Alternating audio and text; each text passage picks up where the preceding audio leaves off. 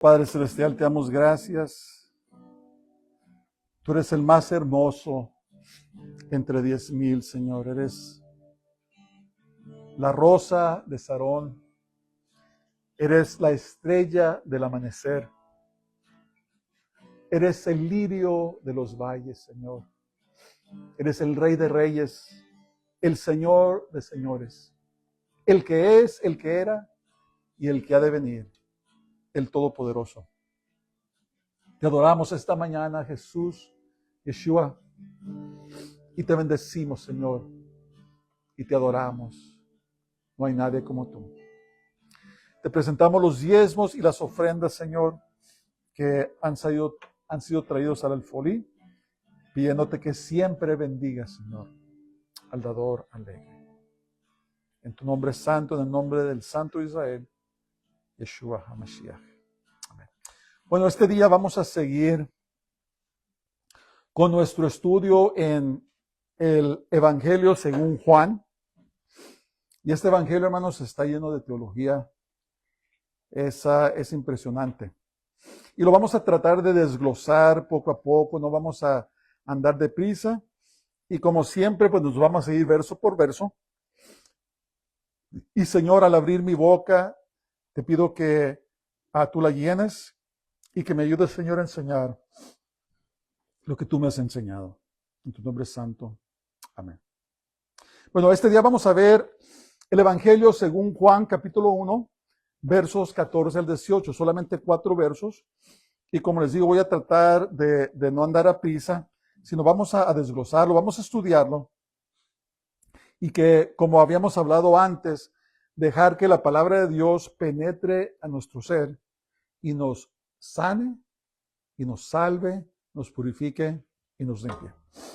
Dice la palabra de Dios en el nombre de Jesús, en Juan capítulo 1 y verso 14, dice: y aquel verbo fue hecho carne y habitó entre nosotros, y vimos su gloria, gloria como del unigénito del Padre, lleno de gracia y de verdad. Voy a reiterar, nosotros los creyentes, los que le hemos dado nuestra vida a Jesús y a Yeshua, somos hijos e hijas de Dios. Jesús Yeshua, Él es el Hijo de Dios. Él es el unigénito Hijo de Dios. En otras palabras, Jesús se distingue de toda la creación, de todos los hijos de Dios, como el Hijo de Dios. Nadie más puede tomar ese título del unigénito Hijo de Dios porque le pertenece a Jesús, a Yeshua. Dice, y vimos su gloria, gloria como del unigénito, el único, el singular, el particular, unigénito del Padre. Nosotros, por la gracia de Dios, ahora somos hijos de Dios, pero no somos el hijo, ni somos la hija de Dios. Ese es un título muy particular a Jesús, a Yeshua. Y muchos que han venido, muchos falsos que han venido en su nombre, falsos mesías, han querido robar este título, pero no le pertenece a nadie, sino a Jesús, a Yeshua. Entonces, el verbo se hizo carne. El Hijo de Dios, que existía desde la eternidad, se hizo humano. Una vez más, hermanos, Jesús Yeshua, Él es Dios. Él no tiene ni principio, ni tampoco tiene fin. Y el título Hijo de Dios no quiere decir que en la eternidad haya nacido o haya sido criado. El título Hijo de Dios significa que Él tomó forma de hombre y nació de mujer. Pero Jesús, Yeshua, Él es eterno. No comprendemos esto, hermanos. Yo no, a veces trato de pensar, pero ¿cómo es posible que alguien no tenga ni principio ni fin, que siempre ha existido. ¿Por qué? Porque nosotros somos sujetos al tiempo, al espacio y la materia. Y en nuestra dimensión tenemos principio y tenemos fin. Y entonces cuando como seres humanos tratamos de abarcar, tratamos de pensar, tratamos de poder captar esto, no podemos. Pero el Hijo de Dios, Jesús Yeshua, existía desde la eternidad, se hizo humano y se sujetó a las limitaciones del tiempo y del espacio. Tuvo nacimiento y una muerte aquí en el ámbito físico. Se sujetó a las limitaciones del tiempo y del espacio. Nosotros, hermanos, estamos limitados por el tiempo y por el espacio. No podemos estar en todos lugares. Tenemos juventud por cierto tiempo, luego vamos envejeciendo y no hay nada que podamos hacer de ello. Estamos sujetos a las leyes físicas del tiempo y del espacio. Y Jesús Yeshua se despojó de su gloria y vino a este mundo y tomó forma de humano. Esta es la doctrina de la encarnación, de que Dios se hizo humano. Ahora, esto es muy importante, ya lo hemos dicho. Nada de la naturaleza esencial de la deidad, o sea, de que es Dios, se perdió en ese acontecimiento. Podríamos reformular, se hizo como se tomó para sí mismo. En otras palabras, Jesús nunca dejó de ser Dios a pesar de que se puso encima carne. Habíamos hablado de la unión hipostática, ¿se acuerdan de eso? El hecho de que Jesús Yeshua es 100% hombre y 100% Dios. Hay una herejía que dice que cuando Jesús vino a la tierra, que dejó de ser Dios. Eso es una herejía, eso son mentiras. Jesús nunca dejó de ser Dios, por eso nunca pecó, por eso perdonaba pecados y por eso sanaba y liberaba en su propia autoridad. Jesús nunca decía en mi nombre o en el nombre del Padre o en el nombre de este te echo fuera. No, Jesús dijo, vete. Enseñaba con autoridad y decía tus pecados te son perdonados. Eso como Dios. Jesús nunca perdió su divinidad cuando vino a la tierra, sino lo que pasó en la unión hipostática es que tomó humanidad y se la puso encima. Y Juan aquí usa la palabra carne para referirse a la naturaleza física de los humanos, no a nuestra disposición pecaminosa, ¿verdad? Una de las maneras que se usa para describir nuestra naturaleza pecaminosa es la carne. El griego es sarx. Pero aquí Juan está usando la carne para referirse a la humanidad, para referirse a la naturaleza física. Y aquel verbo fue hecho carne. Otras palabras, tomó forma de humano. Y habitó entre nosotros. Habitó proviene del griego para tienda, tabernáculo, que se usaba en el Antiguo Testamento. Se usaba la palabra tabernáculo, donde habitaba la presencia de Dios. Eso está tremendo. Por eso el profeta Isaías reveló que su nombre sería llamado ¿qué? Emmanuel. ¿Qué quiere decir? Dios con nosotros. O sea, a veces me pongo a pensar y casi me explota la mente de que Dios mismo caminó entre nosotros. La gente María, que tuvo a Jesús, su padrastro José, que lo crió, Joseph, a sus hermanos que se criaron con él, los apóstoles que anduvieron con él, todos los que le conocieron, andaban con Dios. Andaban con Dios. Y no fue hasta después de que realizaron que andaban con Dios. No fue hasta que el Espíritu Santo no les reveló plenamente de que Jesús es Dios. Es tan impresionante esto, pero Jesús Yeshua habitó entre nosotros y la palabra que se usa es tabernáculo. Habitó entre nosotros. Así como Dios manifestó su gloria en el tabernáculo, Jesús mostró su presencia divina ante los apóstoles. ¿Se acuerdan? En una ocasión fueron a lo que llaman el monte de la transfiguración, que muchos piensan que es el monte, ¿cómo se llama? El monte Hermón, ahí en Israel.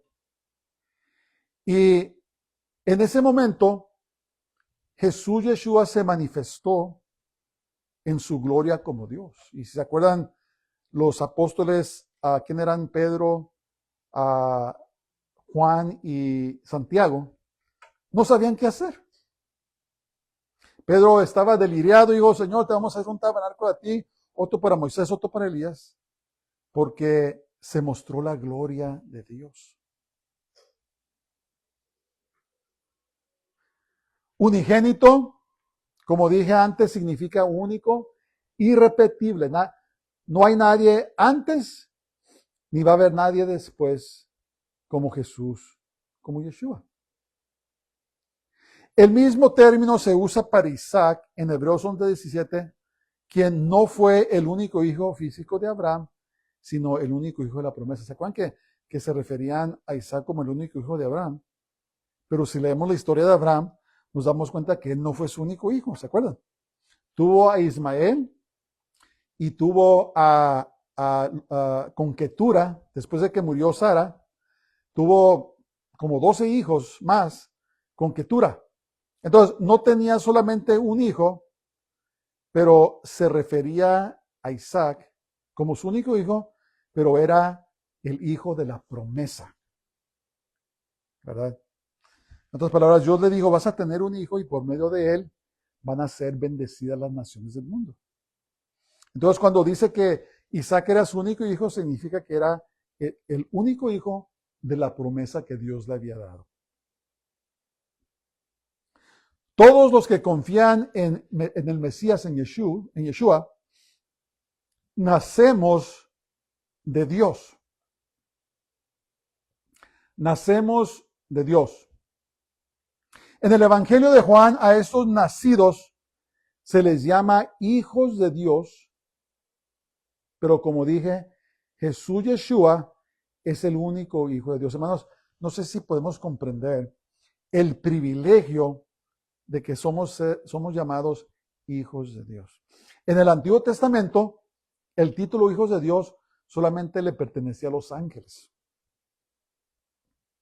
Pero en el Nuevo Testamento, cuando Jesús Yeshua vino y murió por nosotros, y nosotros le recibimos como Salvador, formamos parte de la familia de Dios, y entonces hemos heredado el título hijos de Dios.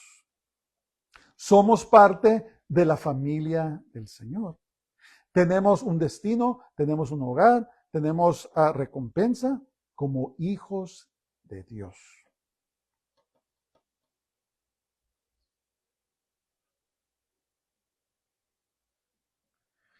Y luego dice, también está lleno de gracia y de verdad. Esa palabra gracia es muy importante.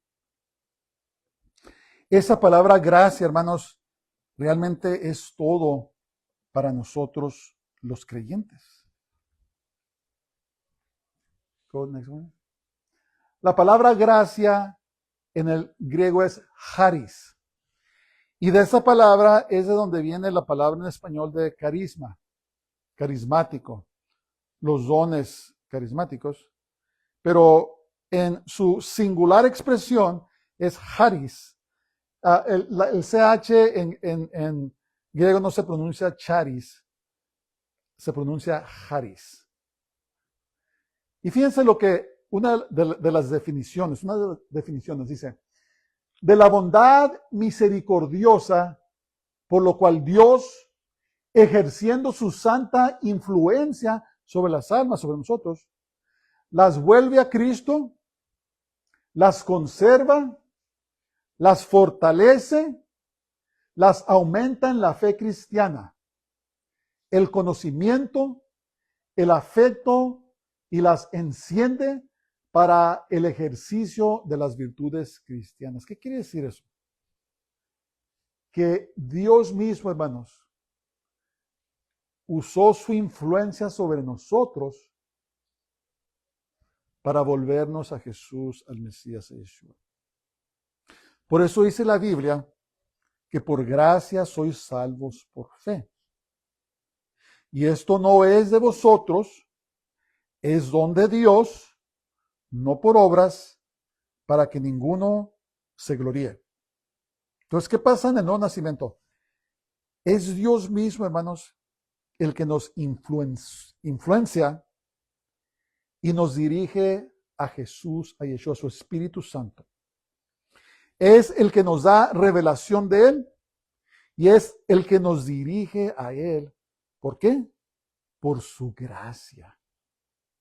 Por su favor inmerecido. No lo merecemos. Si me estás oyendo, me estás escuchando, eres un hijo de Dios, no es por ti. Es porque Dios tuvo misericordia de ti y derramó su gracia sobre ti. Ejerció su santa influencia sobre ti y te volvió al Mesías, a Jesús, a Cristo. Él fue, y no nomás eso. No nomás, hay mucho más. La salvación es solamente el comienzo, el principio. Por eso, cuando nacemos de nuevo, no nos podemos quedar ahí. Cuando un bebé nace, es un bebé, ¿verdad? Se le tiene que hacer todo, se le da de comer, se le limpia, se le baña, todo. Pero ¿se queda el bebé así? No, el bebé va creciendo. Llega la niñez, llega a la adolescencia, llega a la juventud, llega a la edad media, la vejez y después se va. Pero esa persona siempre está creciendo de alguna manera u otra. Entonces, ¿qué pasa aquí?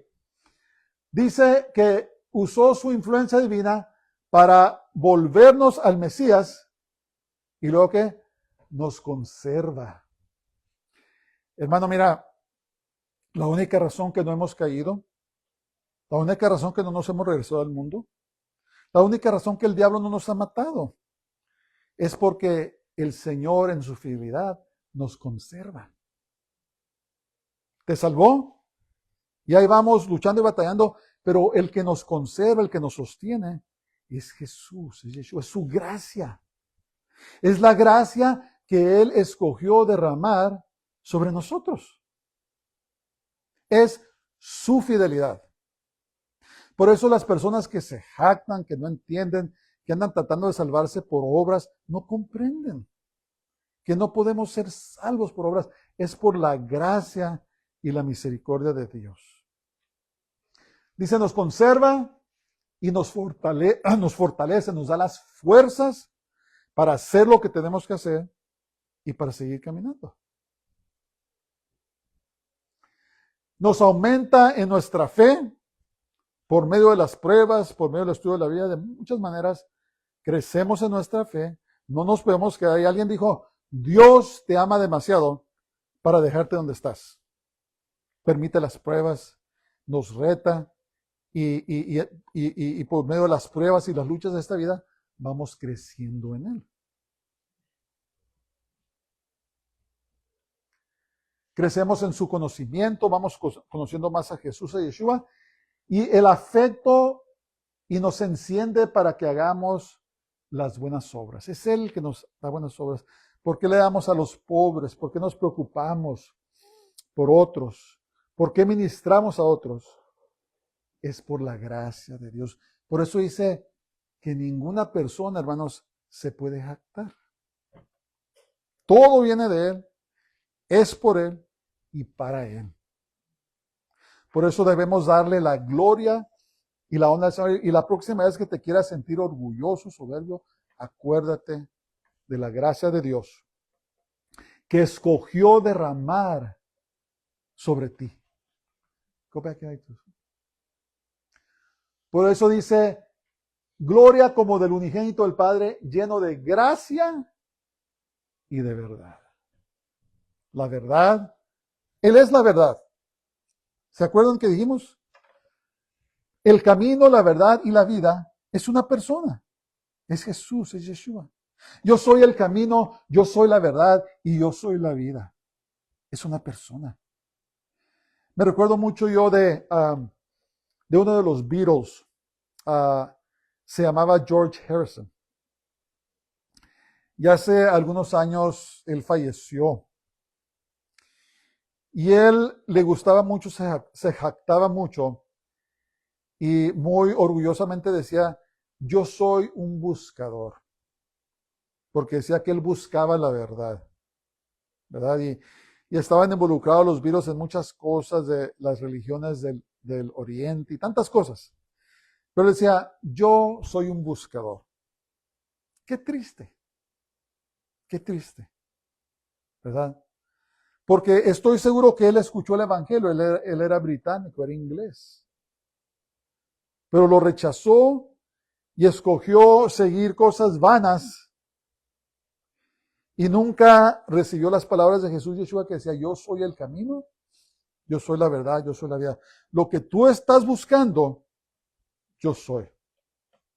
Lo que el mundo a veces está buscando, se encuentra en Jesús, en Yeshua. Pero la mayoría del mundo lo rechaza. Rechazan su salvación, rechazan su gracia, rechazan su verdad, rechazan su misericordia. ¿Por qué? Porque la mayoría del mundo, hermanos, quiere vivir como ellos quieren vivir. ¿Verdad? Quieren hacer las cosas como ellos quieren hacer las cosas y no quieren entregarle sus vidas al Señor. Cuando Dios se reveló a Moisés, se le proclamó abundante en bondad y verdad, en Éxodo 34:6. Entonces, aplicada a Jesús, a Yeshua, esta frase lo señala como el autor de la redención y de la revelación perfecta. En la Biblia se escribe que Jesús es el autor y Él es el consumador de nuestra fe. Hermanos, miren, por eso debemos poner nuestra confianza en Jesús, en Yeshua. No en ningún hombre, ninguna mujer, ningún político, ninguna institución, ni en el dinero, ni en la fama, ni en nada. Porque ellos no son los autores ni los consumadores de nuestra fe. Solamente es Jesús, es Yeshua. Y si ponemos nuestra confianza en Él, Pablo dijo, estoy persuadido, dice, que el que comenzó la buena obra en vosotros, la perfeccionará, la completará en Jesús Yeshua, nuestro Mesías. Entonces debemos de tener nuestra fe plenamente puesta en Jesús y Yeshua, porque Él es el que nos va a ayudar. Miren, Él ha escogido derramar su gracia. Y esa gracia es la que nos salvó, la que nos sustenta, la que nos va a enseñar, la que nos va a sostener y la que nos va a instar para que hagamos buenas obras para el reino de Dios. Los que están haciendo buenas obras, hermanos, como los testigos de Jehová, los mormones, con la esperanza de que van a ser salvos, están tristemente equivocados. Las buenas obras que hacemos, sí debemos hacer buenas obras, pero las hacemos porque somos salvos, porque somos instados por el Espíritu Santo. La salvación no viene de nosotros mismos, no puede venir. Entonces, ¿para qué vino Jesús? Si nos podríamos salvar nosotros mismos, Jesús Yeshua no tendría que venir a dar su vida. Pero el hecho de que lo hizo nos demuestra que somos necesitados de Dios. La ley, a la Torá que Dios le dio a Moisés, sirvió para demostrar al hombre que no se puede salvar a sí mismo, porque la ley am, demanda perfección. No sé si sabían eso. Y dice la Biblia que el que quebranta un puntito de la ley, la quebrantó toda. Por eso vino Jesús Yeshua, él cumplió la ley a la perfección, cumplió con los requisitos de la ley, derramó su sangre, pagó el precio por nosotros y ahora somos redimidos por su gracia. Por la gracia que Él ha derramado sobre nosotros. Comprendamos eso, hermanos. Comprendamos, recibamos, adoremos a Jesús, démosle gracias, seamos agradecidos y no seamos tan, ¿cómo se dice? Tan egoístas, enfocándonos solamente en nosotros mismos, sino démosle la gloria a Dios. Verso 15. Juan dio testimonio de él y clamó diciendo, este es de quien yo decía, el que viene después de mí es antes de mí, porque era primero que yo. Juan tenía una revelación como el último profeta del Antiguo Testamento. Él tuvo relación sobre Jesús, sobre Yeshua. Entonces, Jesús, Yeshua, nació después de Juan el Bautista, era menor que él en esta vida, y comenzó su ministerio después de él. Pero sin embargo, Juan el Bautista dijo que Jesús era anterior a él, lo que significa que la existencia de Jesús data de la eternidad pasada.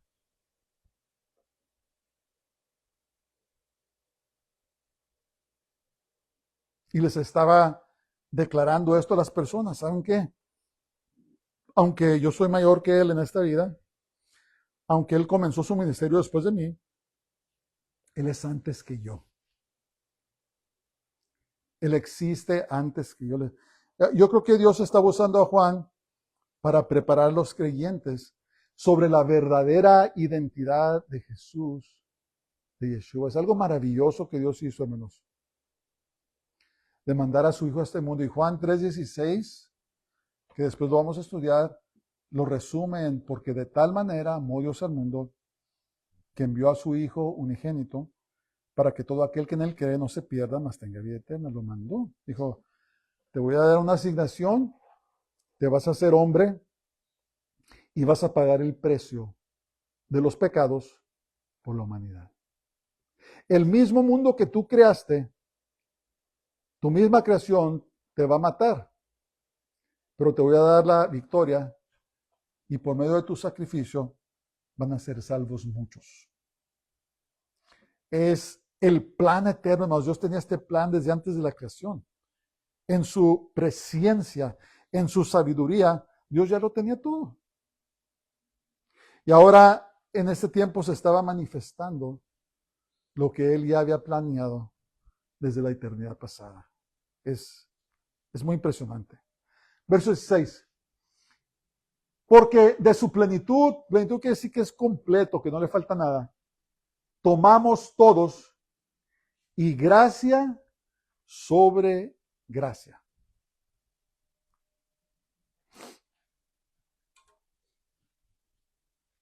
La mayoría de la gente interpreta las palabras del verso 15 como las de Juan el Bautista. Probablemente las palabras de los versos 16 al 18 son de Juan, el autor de este evangelio, pero también podían ser de Juan el Bautista, no estamos seguros. Ahora, gracia sobre gracia significa encima por encima. Pones gracia aquí, gracia acá, gracia aquí, gracia aquí, gracia aquí, y crece la gracia. El contexto de este término doble, así como su uso en el verso 17, se encuentra en Éxodo 32-34.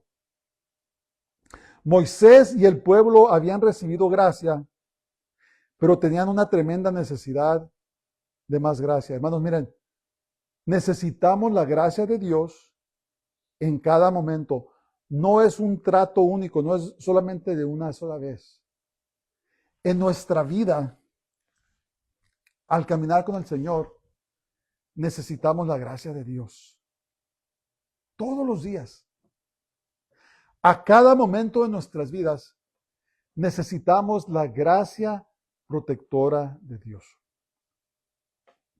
Como humanos, pasamos muchas pruebas en esta vida.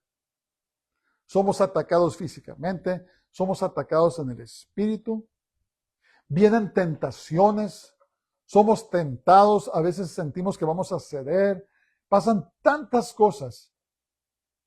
Y es la gracia de Dios, hermanos, la que nos sostiene, la que nos libera y la que nos ayuda a perseverar.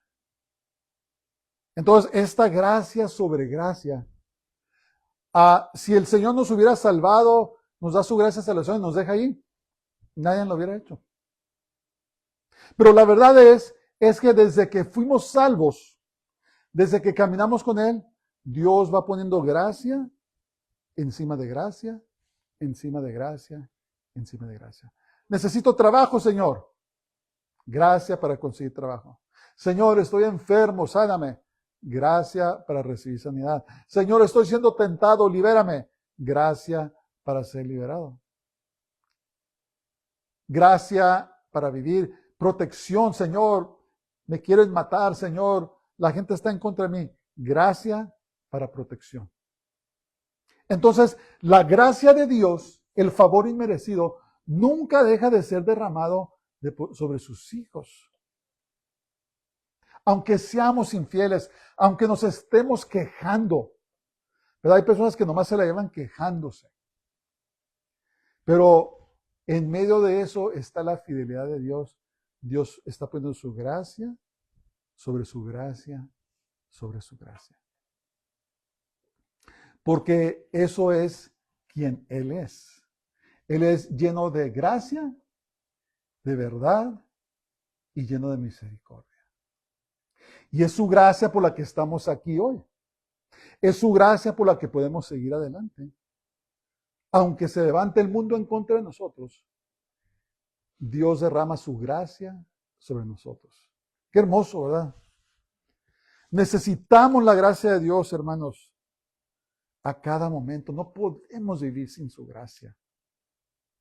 No podemos vivir sin su favor, que Él, cuando hacen la bendición es que Dios hace brillar su rostro sobre nosotros. Cuando Él quita su mirada de nosotros, perecemos. Pero cuando Él tiene su mirada sobre nosotros, recibimos su bendición, recibimos su favor, recibimos su gracia, su misericordia.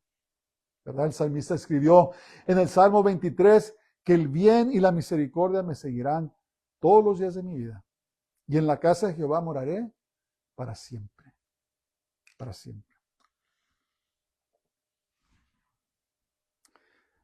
Verso 17. Pues la ley por medio de Moisés fue dada, pero la gracia y la verdad vinieron por medio de Jesucristo, por medio de Jesús y Yeshua. Entonces, a lo largo del Nuevo Testamento, la gracia es el favor de Dios expresado a la humanidad pecadora, independientemente de cualquier obra o valor humano. Escuchen esto. Dice la palabra de Dios en Romanos que en cuanto aún éramos pecadores, Yeshua Jesús murió por nosotros. O sea, no es nada por lo que hayamos hecho o no hecho. Dios escogió derramar su gracia. Aun cuando éramos enemigos de Dios, que no lo buscábamos, Jesús Yeshua murió por nosotros. Eso es la gracia, hermanos. Eso es la misericordia de Dios. Por eso no merecemos nada. En ese tiempo, especialmente aquí en Estados Unidos, hay mucha gente que vive con un sentido de derecho. No, que a mí me deben esto, a mí me deben lo otro. Necesitamos que nos den dinero porque no lo merecemos. Y tienen una actitud, hermanos, de un sentido de derecho. Y la verdad es que no merecemos nada. Si Dios nos diera nuestro merecido, nadie estuviera aquí. Si Dios hubiera obrado simplemente en su justicia, no estuviéramos aquí. Pero es que su justicia es templada. Su justicia es balanceada con su amor su misericordia y su gracia. Y Él escogió derramar gracia y dijo, ¿sabes qué? Voy a hacer esto por la humanidad. Y no tiene nada que ver con lo que han hecho o no hecho. Yo lo voy a hacer porque es quien yo soy. Yo soy lleno de gracia, lleno de amor, lleno de misericordia. Debemos comprender, por eso hemos comprendido, hermanos, no merecemos nada. Lo que Dios hizo, lo hizo independientemente de nosotros. Y debemos vivir una vida agradecida, debemos estar, Señor, gracias. Gracias por derramar tu gracia sobre mí y la sigues derramando. Gracias porque me sostienes y me voy a vivir contigo, no por obras, no por lo que yo he hecho, sino por tu gracia en mi vida. ¡Qué hermoso! ¡Qué hermoso! Si bien Dios expresó abundante gracia y verdad mediante la ley que le dio a Moisés. ¿Por qué? Porque la ley definió lo que era el pecado. Es en la persona de Jesucristo donde la gracia y la verdad se manifiestan plenamente. Dios ya tenía un plan, hermanos. Dios ya sabía, cuando Él dio la Torá, la ley a Moisés, Él sabía. Nadie la va a poder guardar. Pero cuando llegue el tiempo, voy a mandar a mi hijo Jesús, Yeshua, para que derrame su gracia, pague el precio del pecado y que por medio de Él la humanidad pueda ser salva. Y hermanos, miren, otra cosa, siempre ha sido fe en Dios. Ni en el Antiguo Testamento la gente se salvaba por sus obras. ¿Qué dice la Biblia sobre Abraham? Dice, y Abraham le creyó a Dios, ¿y qué? Y le fue contado por justicia. Entonces, desde Adán hasta el último humano, tenemos que poner nuestra fe en Dios para la salvación. Siempre ha sido por fe en Dios, nunca ha sido por obras humanas. No nos podemos salvar. Necesitamos la sangre preciosa de Jesús y Yeshua que lave nuestros pecados y nos justifique y nos ponga en bien con Dios. La próxima vez que se sienta usted tentado a glorificarse a sí mismo, acuérdese de la gracia de Dios. Acuérdese de su gracia. Juan 1:18. A Dios nadie le vio jamás. El unigénito Hijo que está en el seno del Padre, Él le ha dado a conocer. Nadie ha visto al Padre. Nadie ha visto al Padre. Dios es espíritu y es invisible a menos que Dios elija revelarse. En otras palabras, nadie ha visto al Padre en su forma espiritual porque perecemos, morimos. No podemos estar en su presencia. Si cuando Dios manda ángeles, hermanos, están tan llenos de la gloria de Dios, que los hombres hasta se desmayan, se asustan. Ahora imagínense estar en la presencia del Padre, en su luz interminable. Somos consumidos, no podemos estar.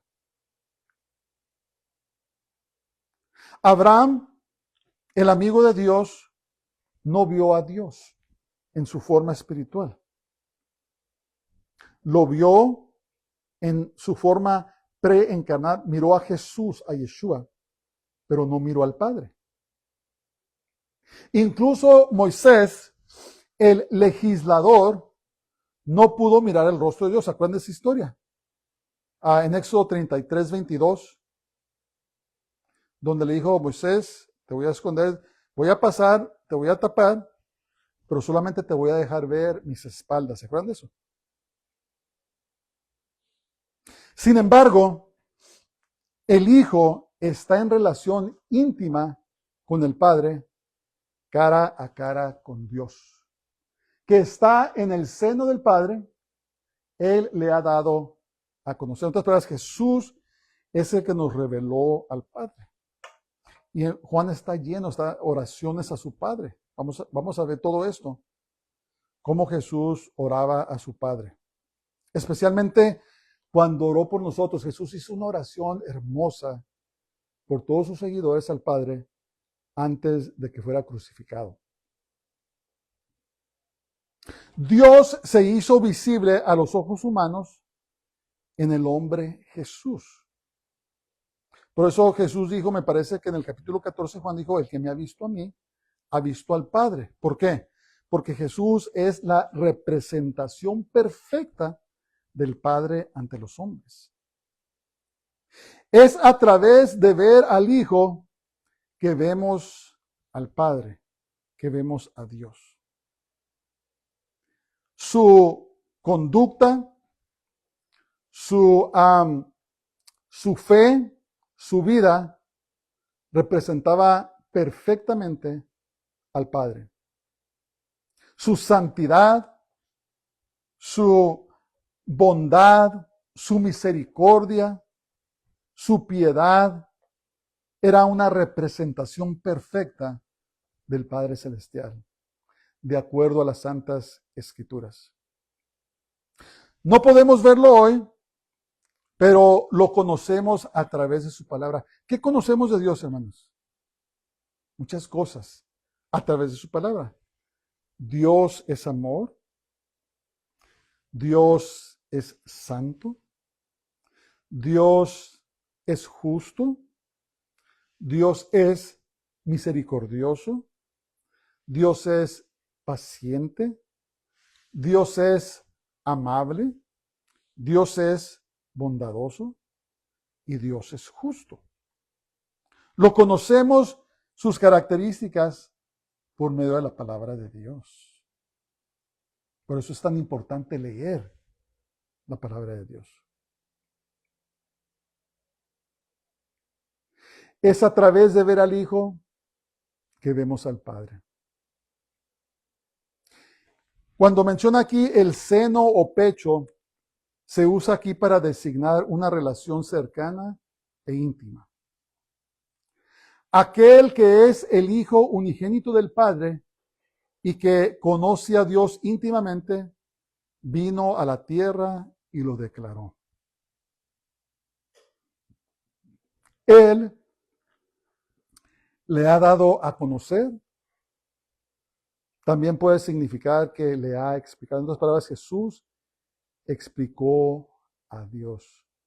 No había otra manera de conocer a Dios, hermanos. Jesús Yeshua nos los presentó. Y ahora por medio de fe en Él tenemos una relación con el Padre. ¿Cómo nos enseñó Jesús a orar? Cuando le dijeron Jesús, Yeshua, enséñanos a orar como tú oras. ¿Y qué les dijo? Padre nuestro, que estás en los cielos, santificado sea tu nombre. Le dijo, tienes que adorarlo. Tienes que alabarlo. Venga tu reino, sea hecha tu voluntad como en el cielo, así también en la tierra. Tenemos que orar que el reino de Dios sea establecido en la tierra. Eso es el reino milenario. Cuando oramos esa oración, estamos orando para que venga el reino de los 1000 años aquí en la tierra y que se haga la voluntad de Dios en la tierra como ya es hecha en el cielo. Ahorita no está haciendo su voluntad, ¿verdad? Simplemente prenda las noticias.